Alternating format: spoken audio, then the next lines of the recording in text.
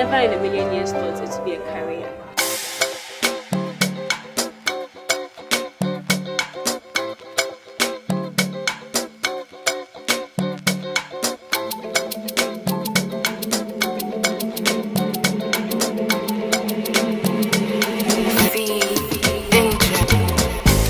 I used to do a lot of covers on my phone, just for fun.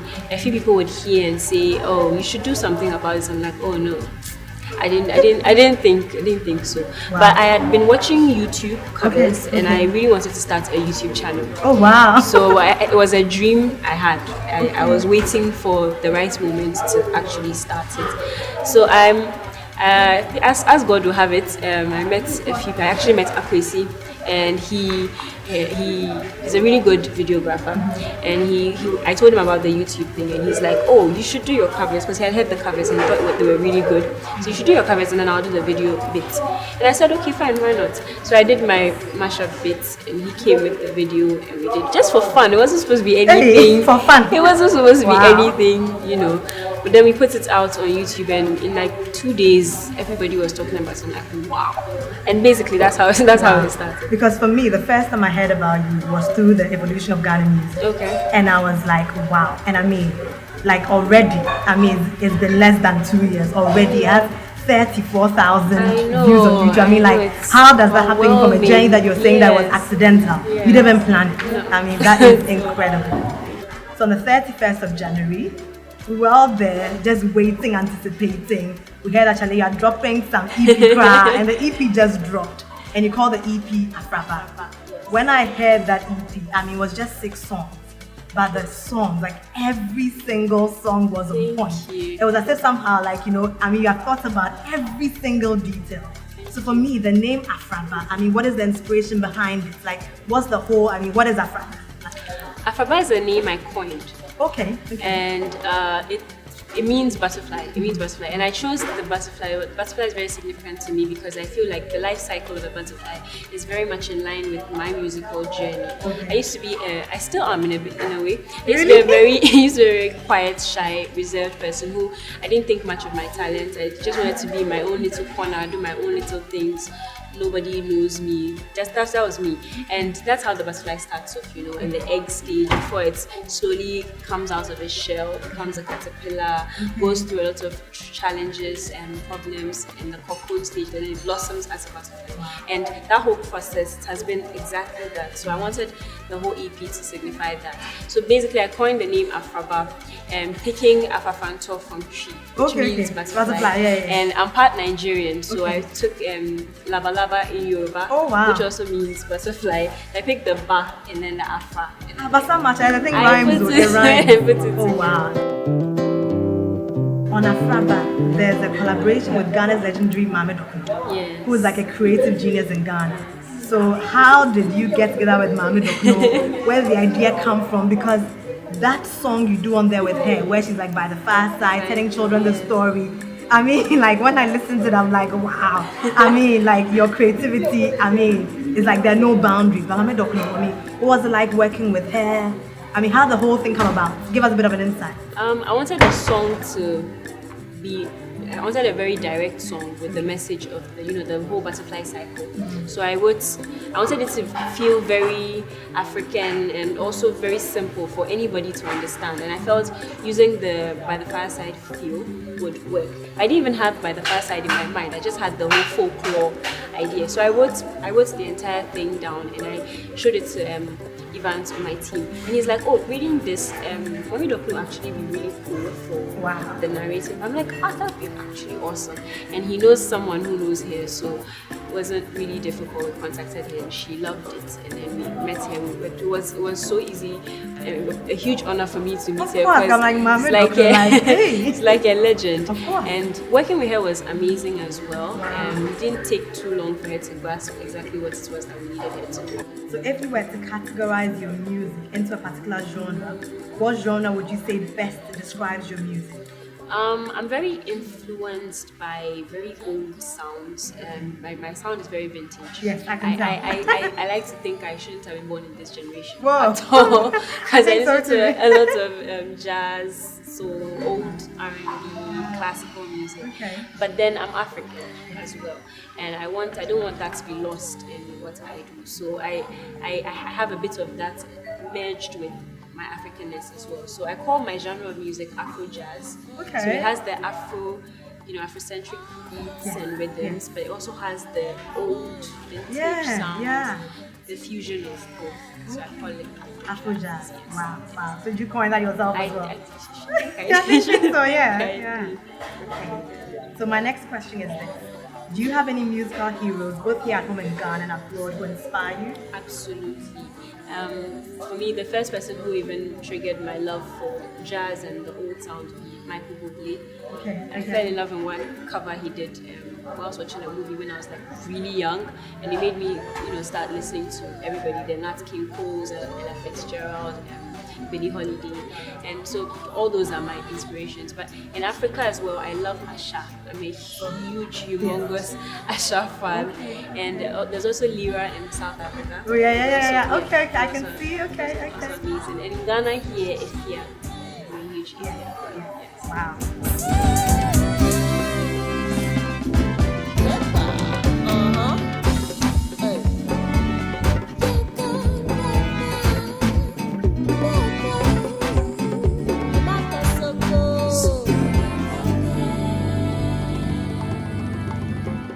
How did your education and life experiences prepare you for what you're doing today? I think family has really played a huge role in my life, and growing up in the family that I did, there's been a lot of support for me, and I'm very thankful for the parents that I have, because no matter what it is you're doing, there's always been support.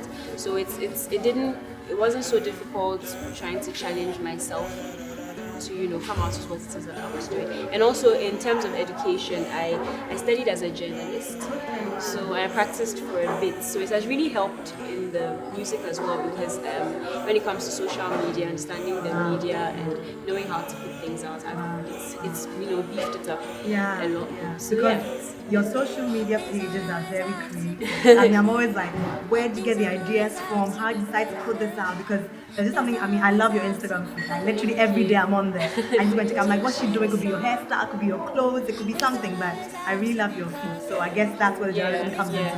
Fantastic. How do you remain grounded and centered as you pursue your musical career? This one is God. It's like my first and foremost answer. And also the family that I'm with, because I'm from a very strong Christian home, and I've grown up with all these morals and everything instilled in me. So even though I'm not necessarily in a gospel field, I make sure, because doing the kind of music I'm doing with the kind of background I have, there's a lot more pressure. So you need to make sure everything you're doing is standing for the right things and all of that. So my family is there as huge support, my belief systems as well as a human being, and also my team. My team really keeps me grounded. Sometimes when we're making decisions, the feedback and everything, it helps to make sure everything is solid and wholesome. Adomaa, easy. It's my jam.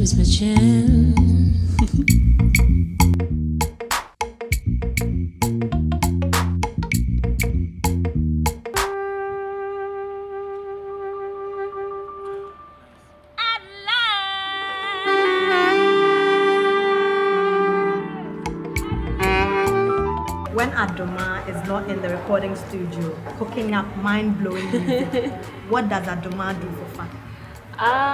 Well, when I'm not in the studio, I'm thinking of new concepts for future projects. Aside that, my second passion is movies. I love watching movies.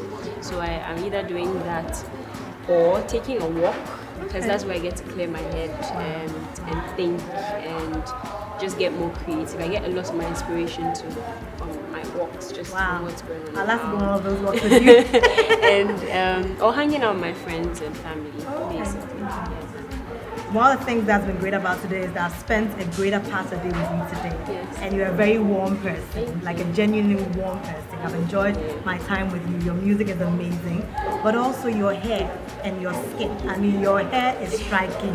Your skin is striking. So how does Adomaa maintain this fantastic fro and your skin as well? Like, what do you do? What's some of your beauty and skincare secrets? For my hair, I went natural, I think 2 or 3 years ago. Just 2 or 3 years ago? Yes. Wow. And Yes. you have all this lovely Afro crown. Wow. Thank you. I guess I have to thank God and my parents for the good genes. For the Clearly. Good genes, yes. Wow. But then I don't like to think too much about it, so I basically just do what the normal things that you're supposed to do in natural, which is one, just maintain, keep it moisturized all the time, and there's nothing like too much shea butter. Okay, So basically okay. that's your my staple. simple, that's Okay. one of my staples. Aside that, I have a fantastic hair team that I work with, Twist and Locks, Okay. that do keep my hair looking, very good at all times. And for my skin, I don't do anything fancy at Really? all, because my skin is very sensitive, so I Ah. try not to do too much, else I'll break out into a lot of, have a lot of skin problems and things. And I struggled too when I was in my teen years with pimples and all of Oh those wow, things. really? Yeah. But you can't tell looking at your skin is glowing. We thank God. Wow, We wow. thank God for that. But yeah, I'm a huge cocoa butter fan as well. So basically, Just you keep your Yes. skincare just yes, simple. and then drink a lot of water. Okay. Wow. That's amazing. Thanks for sharing that with us. Thank you. If I run through your EP, there are songs like Traffic Jam, there's Tempo, there's Hollow Spaces, there's Born Again, there's She the Song, there's Afraba. So can you talk me through all the songs and just tell me briefly what the inspiration behind those songs were? Okay, for the first song on it, Afraba, like I said, the whole concept of the EP was the life cycle of the butterfly. I wanted a song that was very direct and went straight into the message, like trying to get people to understand what the cycle is like and relating it to a human being. So they get that it's a butterfly, but then they also get that it's a human being. And draw some inspiration from there, because I used to be a very shy, quiet person, but Wow. I like to think I've blossomed right now. Oh, you to have, become a but today, I butterfly. didn't think that And you're I- shy crowd. And I feel like there are lots of people that can relate to situations like that, and that's basically where I got the idea for Afraba. She the song was an accidental song, a song that I don't even know. Thinking about it right now is a little mind blowing. Yeah, because in the side like shit, that's She like was- like it was Senyum no type of thing. Like It was completely random. Okay. I have a friend, I call him my music twin, Robin, Okay. and we did the song together. Wow. Actually. Oh, yeah, We yeah. hang out a lot, Okay. and we like to just fool around with music. He has his guitar, he's playing something, and I freestyle something, and we Okay. just create music, just random. And on this particular day, I happened to be recording it on my phone, and he was trying to hit a note. He was singing, and he's an amazing singer as well. He was trying to hit a note, and he shade it, and he was like, oh, and he was feeling bad, and I'm like, oh, please shade the song, like, just Hey, keep so shading. that's how the And then idea he came. started playing something, and I was just singing random, like shade the song, and we're fooling. Hey. Share the song, but it was recorded. So when the Wow. rest of the team came back, I played it for them, like, oh, this is what we did today. We're just having fun and fooling And around. she had the song. And then they listened to it and I'm like, this is actually a really good concept. You guys should work on this concept. I'm like, oh, are you kidding? We're joking. It's not any. I was like, oh no, it's really deep. Like we It can is. get stuff out of it. And I sat down to think about it. I'm like, oh, probably you have a point there. So we worked on it, and that's how she the And you song. share the song. That's how You I share did the song. crowd because the song But- is amazing. But aside that, a good thing to it is, aside the foolery aspect, in life, I've noticed that people tend to try to, reach perfection and achieve a standard, which is really good. But I've come to realize that sometimes people are afraid to make mistakes. And in making those mistakes, you might end up realizing that those mistakes lead you to exactly where you are supposed to be. So don't be afraid to make mistakes. Don't be afraid to fall, because you never know what those mistakes are going to take you to. Wow. Like, I never knew my supposed YouTube dream would make me sit here talking to you about a music career. So she the song. She Share, just share. Make the mistakes. Exactly. Wow. basically. That's a very powerful concept. Thank you for sharing that. Thank you too. And then tempo. Hey! It's like, oh, come on, can be savvy in the tempo song. No? Like, what I say, we are not saying it, so please. Tempo, well, knowing what it is living in Ghana and the economy, and I just wanted something playful but yet serious, just to, touch on the issues that every Ghanaian, and I want to think almost every African, not just Africa, but, every country it's kind of, facing, even if it's low key. And just to let people, draw inspiration from it, because it can be really bad. I mean, fuel prices can be something else, taxi fares, and the challenges are a lot. But sometimes, don't focus too much on that. You keep the tempo up, no matter what. You can, go past it, and if you keep positive thoughts and positive energies around you, you won't even mean anything. Yeah, because that song is very, it's uplifting, it's positive, it's inspirational. And even though things are hard, you're like, you know what? Bad things will come out of Ghana. Exactly. Definitely. I mean, we're a blessed nation. So yeah. Wow. Yeah. Traffic jam. That's my jam. Traffic jam was born when I was coming back from work one evening, sitting in traffic. And if you know Accra traffic, I mean, we hang out today. Yeah. You know how the traffic is. Yeah. Terrible. And coming back from work, I saw lots of people sitting in traffic, very tired, frustrated, have to get home, my kids, my this. And it's really miserable if you have to sit amongst things like that. And I was just, on that particular day, the sun was setting and I thought it was really pretty. And I realized no one is even paying attention to these seemingly unimportant things that should make your life, very interesting. Everybody's focused on the pressures, and I just thought, life can be very difficult sometimes. But if you relax and just appreciate some of these very beautiful things that you might not even notice at that point, it goes a long way to make your life, a lot easier. So sometimes when life is gorgeous, take them easy. I have a way to say, wow.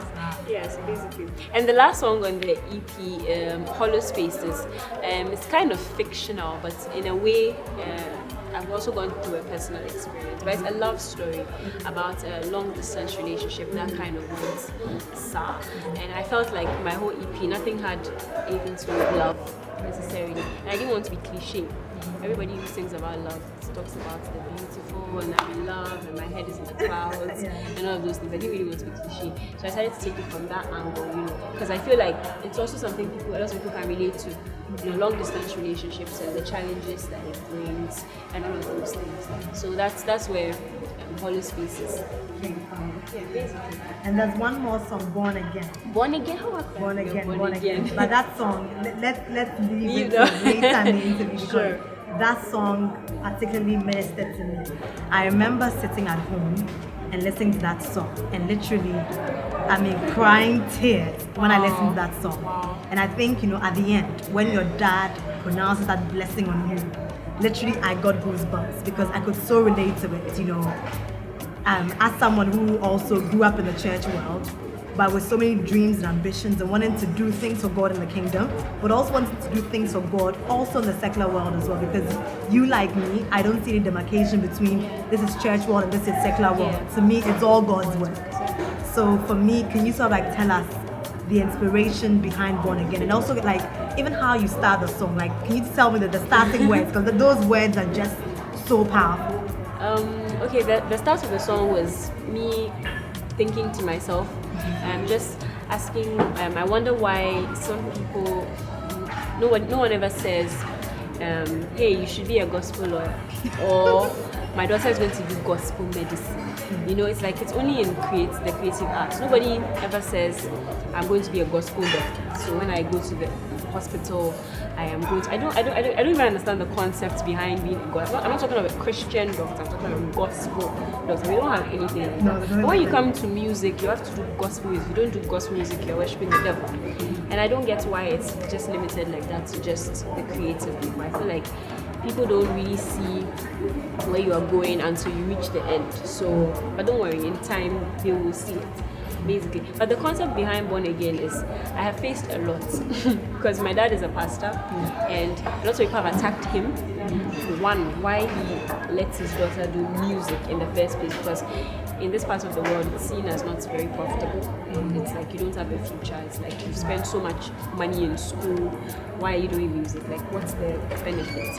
And aside that, if you're even going to do music, like your dad is a pastor and you're not doing a gospel artist, lots of people attacked him.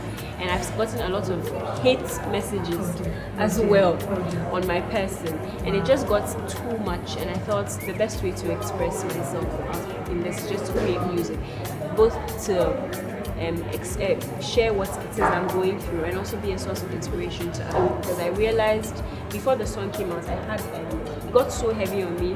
I wrote a little article and I put it on Facebook, and the feedback was overwhelming. I remember I even commented on that. A lot of people kept saying, yes, they've been waiting to hear things like this. I'm like, oh, then a song really resonated with us. Exactly.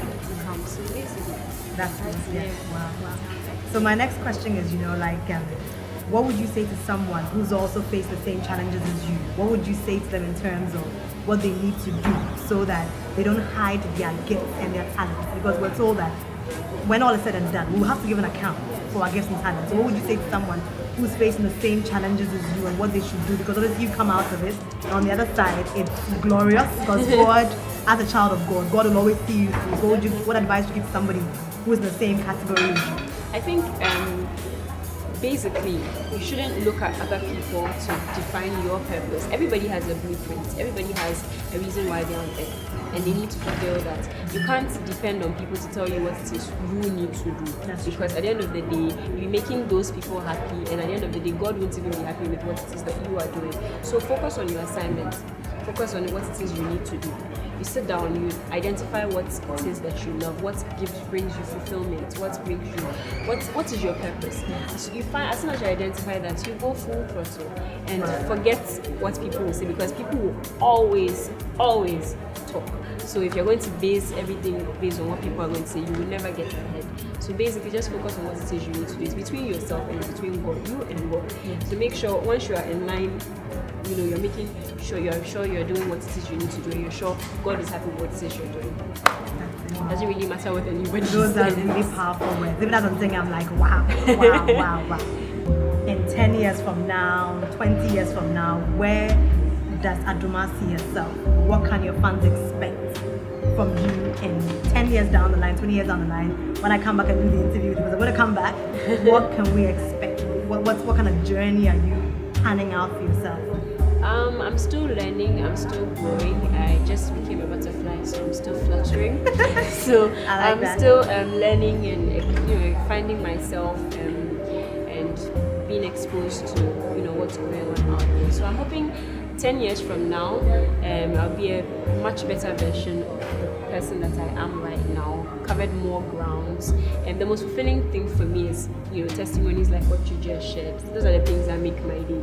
And the more of those I get, I feel like I've made the world a better place, because I'm here for a reason. I was put here for a reason, and I need to fulfill that. So the more lives, and I'm not just doing music because I want to do music, it's about the impact it has on people. So the more people I'm able to impact with the music, the talent that God has given me is what makes me me. So I'm hoping that 10 years from now it would have gone, there'll be a lot more testimonies, a lot more lives would have been transformed, so many things, a lot of wonderful things that God would have been doing by that time. So it's more like on a huge scale. And I'll say amen to that. Amen to that. Yes. Well, Adomaa, it's been amazing doing this interview with you. Thank you so much for making the time to spend with me today. It's been an amazing day. So I wish you all the best. I wish you every good future success. Whatever it is that is on your heart to do, may God bless it. May God give you the grace for everything that is in your heart to do. And everybody's out there supporting you. We all can't wait to hear you sing live. And thank you very much for doing this interview. I really appreciate it. So hugs, and I'll see you in a second. Thank you. Thank you. We're done.